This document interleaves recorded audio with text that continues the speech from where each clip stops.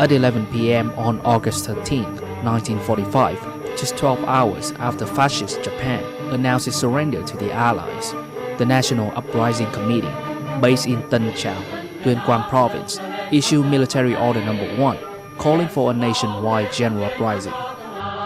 The order declared, "Our enemy has fallen. The time for a general uprising has come. A unique opportunity has arisen for the Vietnamese people and armed forces to rise up and seize national independence." It called on people nationwide to devote their strength to supporting the Liberation Army, join the armed forces, and march to the front to drive out the enemy, urging them to act swiftly, courageously, and cautiously. Ra đời đúng cái thời điểm. President Ho Chi Minh clearly identified the right moment and opportunity for us to launch the general uprising. Military Order No. 1 was issued at precisely the right time, providing clear leadership on the opportunity to seize power. It also mobilized the strength of the entire population, including cadres, soldiers, and people across the country, while demonstrating the party's resolve, vision, and wisdom. The Tan Trao Conference and National People's Congress had laid the groundwork, but preparations were still largely confined to the revolutionary base areas. Military Order No. 1 turned this into a nationwide appeal, calling on all Vietnamese people to rise up together and place power in the hands of the people.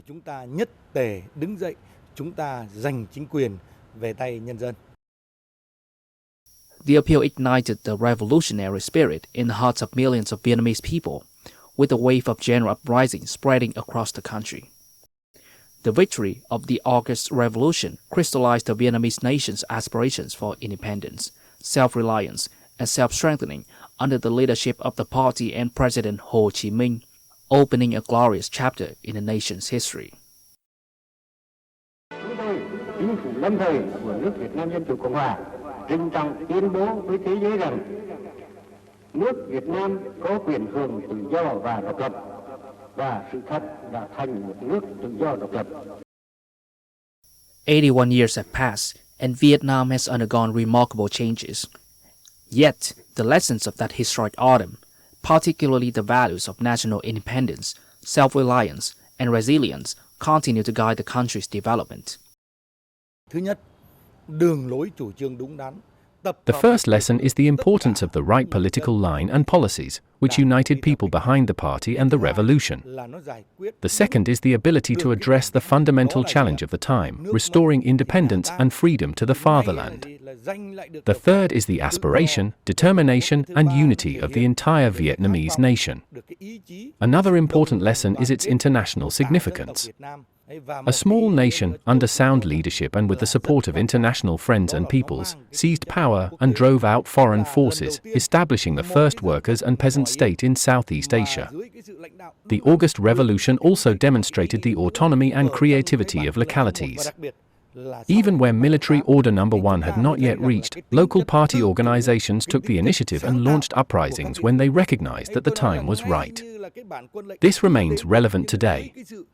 As we pursue the renewal process, we must continue to promote independence, self-reliance, and creativity. The reform process itself drew on local initiatives that broke through old barriers, which were later consolidated into the national reform policy. These are lessons from the August Revolution that we should preserve and promote.